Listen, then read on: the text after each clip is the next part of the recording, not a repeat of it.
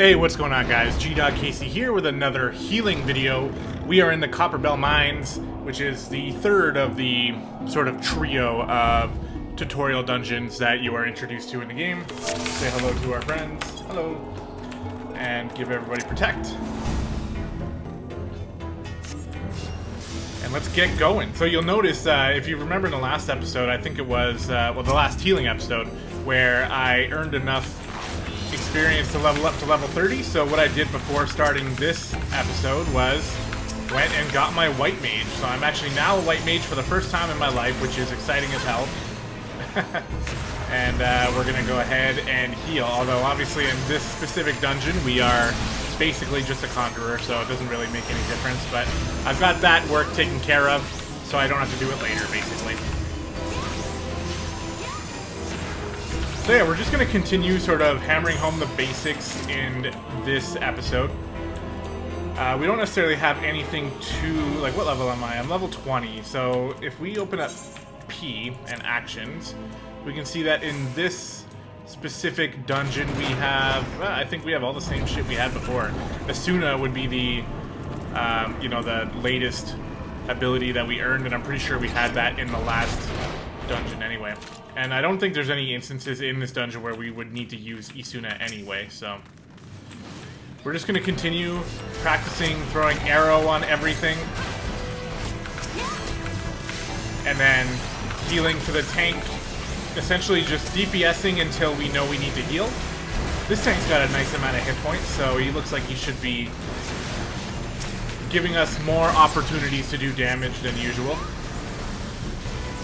He's using his bloodbath and defensive cooldowns and stuff. I'm still looking for that maim.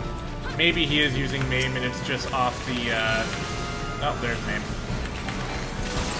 It's hard. As a marauder, you gotta keep your maim up at all times, and it's different and a little bit weird. It's probably one of the things that I have a big issue with. So it's hilarious that I'm criticizing... well, you guys know I'm not criticizing, but I'm like, come on, dude, use your maim when the eventuality of me doing the marauder playthrough comes, and you guys notice all the times that I screw up with maim. You can definitely bring it up and shove it down my throat. Yeah, there's not going to be anything too complicated here. Most likely going to be a relatively quick dungeon, considering that our group seems to be pretty decent, and the tank is skipping those extra rooms. Alright, so it's about half, so we'll start healing them here.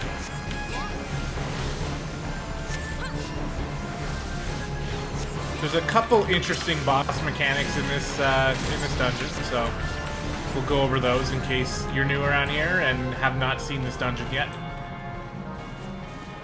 Alright, whoop, I just turned off. There we go. Turn it back on.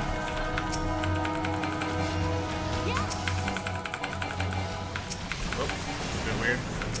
Alright, let's try to get some damage going here. Okay, start healing now. So again, just to sort of recap with the whole stance dancing thing, whenever we know we are going to be in DPS mode, we throw Cleric stance on, which allows us to start doing more damage. Like, the damage at this low level, you actually will still notice a significant difference between how much damage you do when you have Cleric stance on or off, but at this, it's not game-changing, right? Like look, let me show you here. I got Cleric stance on. I'm going to start healing the tank here. And you'll see that it's like it's less, but it's not like because I'm doing it we are gonna lose, right? But it's a bad habit to get into. So these dungeons, as I've said a couple times already, are the prime dungeons for you to practice. And it doesn't matter if you suck at it, because whether you have Cleric stance on or off, the difference is going to be pretty minimal. It's later on in like the hard mode dungeons and stuff like that where you might find that, oh shit, I gotta heal my tank, but like he's not getting healed. I'm healing him and like nothing's happening, and you can lose a fight because of that. You can let your tank die pretty easily. So it's good to use these dungeons as an opportunity to practice and get that shit taken care of, so it comes as second nature to you. So you're not constantly thinking about it. It's funny because like whenever I do it, it's basically just like flipping a switch. Like, I have my on switch on for damage right now, So, you know, I'm damaging. This is probably not going to be a good example of that because we're only attacking one dude. But I'll do it in the next pull. So here. So we have our damage switch on. So we're going to start damaging. Right? We're going to throw arrow on everything. And then start DPSing. And this is also probably not a good example because there's only 2 mobs here. And he's using Bloodbath. So he's keeping himself healed. Which is good. Very good. We have a solid group here, I think. Everybody is doing their job very well. So we're just going to fly through this dungeon. And yeah, early on, that's basically the only benefit that you have to... It's the only benefit you have to doing your job optimally. It's just speed. When you get to the really late game stuff, you know, that's when it'll become more of a, more of like you need to be at least somewhat optimal in order to do anything. Hey, that guy stole my idea. Whatever, we'll sit on the minecart. This area is gonna be, this is like the first boss, but all it is random enemies spawning and falling off of this mine shaft here, and spawning in weird areas. We might not even have to heal our tank. So and we don't even have time to cast spells because things die so fast. So I'm just going to throw arrow on everything. Just to contribute some damage. And potentially we might have to heal our tank like once or twice. Not really sure. Guess we'll have to wait and see. I know there's going to be some bombs that fall down that... I don't think this is the first time you see bombs in this game, but it's towards the first time. It's at least early enough in the game that you'll only just now start encountering them on a more regular basis. So the mechanic of making sure you actually dodge the AoE that they're capable of is decently important. I don't know if these ones will one-shot you, but I know some of them do. Alright, so yeah, continuing to just throw arrow on everything. We haven't had to heal the tank once. The bombs die before they can even detonate.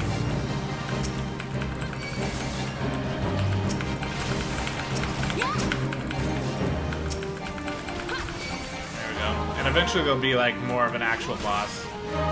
Which maybe we will have to heal for? I don't even know. I don't even know. Here comes the actual boss, so let's find out. Throw arrow on him before he even lands, and then just start stoning him to death. Nah, he's gonna die.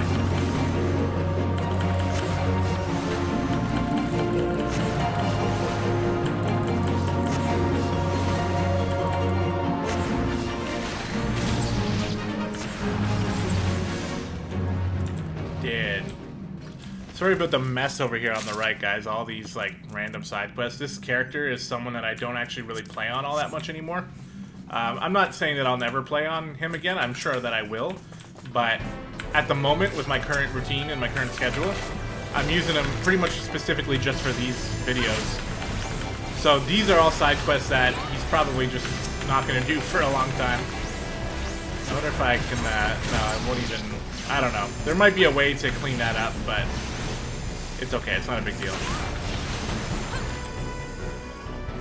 See, the tank is even gonna probably heal up on his own before we even need him. Don't pull the switch, wait for the dude.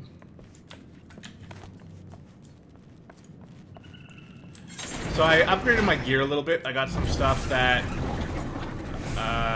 well, apparently that's a pretty shitty ring still.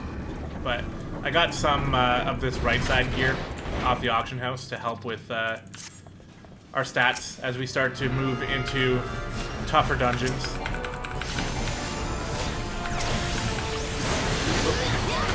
Double arrowed that guy by mistake.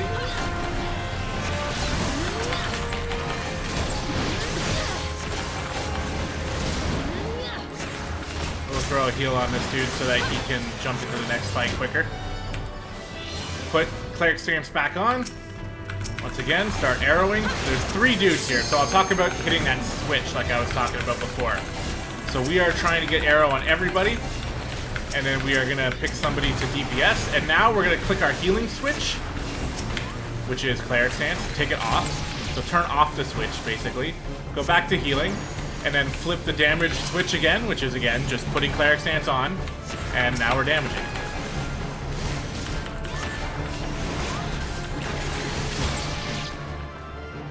Pretty simple stuff that I feel like I've gone over like ad nauseum almost, so, you know, I'm just reiterating it in case some of you guys are just watching this for, you know, this video specifically, or this dungeon specifically.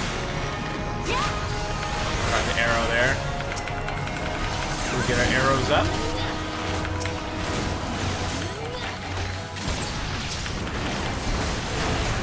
I forgot to eat.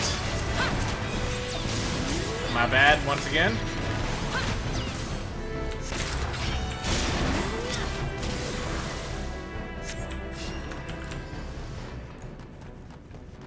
Did we get everything? Wasn't even really paying attention. Maybe we did. Yep, we did. This dungeon is going incredibly quickly. So here we got the second boss, which is probably the first boss that's going to confuse you as a new player.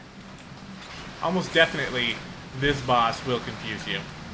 Our job as a healer is basically just, we can't even damage the boss. So we're just going to heal our tank whenever we can. The whole idea is the tank is going to grab the main boss as well as the blasting cap that will spawn. Once this lever is pulled, it spawns a blasting cap. The blasting cap eventually explodes. Hopefully that's not going to... Okay, that looked like he was right on the edge there. And then the explosion breaks the boss into multiple blobs, and then it will continue to do so. Now, though, we're going to have a Spriggan who spawns at the same time as the bomb. So here, we can pull this switch. It spawns the bomb.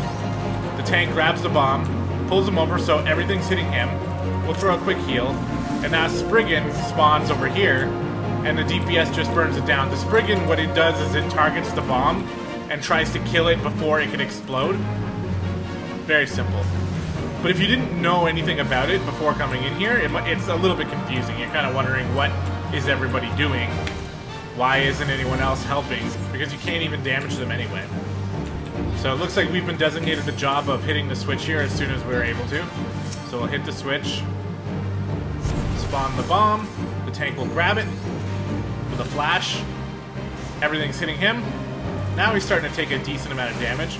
The Spriggan will spawn and die instantly because our group knows exactly what to do. The blasting cap will explode, and now these things are killable. The Marauder will probably just use Overpower just to burn everything down. That's cool. You can do that too. Boom, laser beams. Very well done. That's a textbook way to deal with this boss. So if you ever struggle with it, or if you just didn't quite know how it worked, there you go. I did not even mean to greed that. I don't need that at all. All it does is fill up random inventory space. Look at this shit. My inventory is just trash. Alright, so back to like normal stuff here. With arrow on everything. Keep an eye on the tank's health. Make sure that I have the time to do this. I see that I do have time, so I'll actually start doing some DPS here. Until I feel like it's important to start healing. Which could be right now. I'll get them up to full as they kill the last mob here. There we go. And then I'll prepare myself for the next pull. Just gonna be down here. Throw some arrow. Throw some arrow. DPS. Probably won't even have to heal the tank on this one.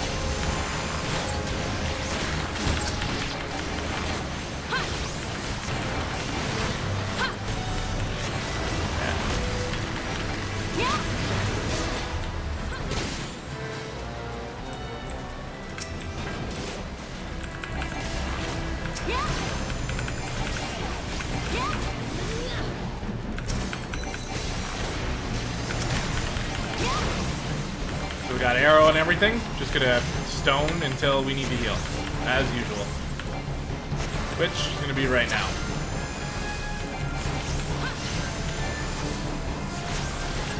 There we go. Go back to DPS. Tack on another arrow, which may or may not have been needed. I read somewhere that people, there's an argument to be made to only put your damage over time abilities on when you know that they are actually going to tick to completion. They're actually going to use their entire cooldown. Like, arrow lasts for, what, 18 seconds? So some people will say it's only worth putting on if you know it's going to last for the full 18 seconds. Otherwise, it's a DPS loss. There may be something to say, or something worth considering there, but it's math that is beyond me that, you know, you're not going to get answers to that from me. Unless it's like an obvious situation. If you go to start damaging an enemy who's got like 1/4 health left, then yeah, skip the arrow. Oh my god, we're already at the boss. How long has this been? 15 minutes and a half. And we are already at the final boss here. So when you can have a solid team who knows what they're doing as a group, and everybody's using all their proper cooldowns and stuff, you're gonna have a good time. So this boss has some mechanics, but you can totally ignore them. Essentially, after a certain amount, he's going to start breaking down this wall over here and releasing his own minions, who will then go break down another wall, release more minions, and I think it's like once they get up to like 3 or 4 of them, the minions all start fighting you. But we can actually kill the boss before it even gets there. And that's how this is probably going to work. See, right now, he's not even hitting the tank, so we don't even have to be healing. Okay, now he's going to start hitting the tank again. He opened up the hole in the wall. This dude is not going to attack anybody except for that boulder that's over there. And technically, you could kill him before he opens the boulder and avoid that. Oh, wait. Oh, no! That's the first inefficient thing our group has done. I don't think it's going to matter. Let's get arrow on him again. And then just keep dealing damage. Yeah, this guy's wasting a little bit of time here, but it's not even gonna matter. Just keep stoning until Gygus the Great dies. Yeah, he's realized now. No need to bother. And there it is. GG! That was probably one of the most efficient dungeons I've ever been a part of. So, there you go. That took a total of 17 minutes. We will commend the tank because he did a great job. And that's going to do it. Alright guys, well thank you very much for watching. I hope you enjoyed. It was very quick. Much quicker than I expected. But hey, I mean that's just because we all did our jobs right. So if you want to be as quick as us, then just emulate what we did and you'll be well on your way. Alright guys, the next dungeon is going to be Halatali, which is one of my favorite dungeons aesthetically. It's like a really cool prison, so we'll be meeting you guys there on Friday. Talk to you guys later.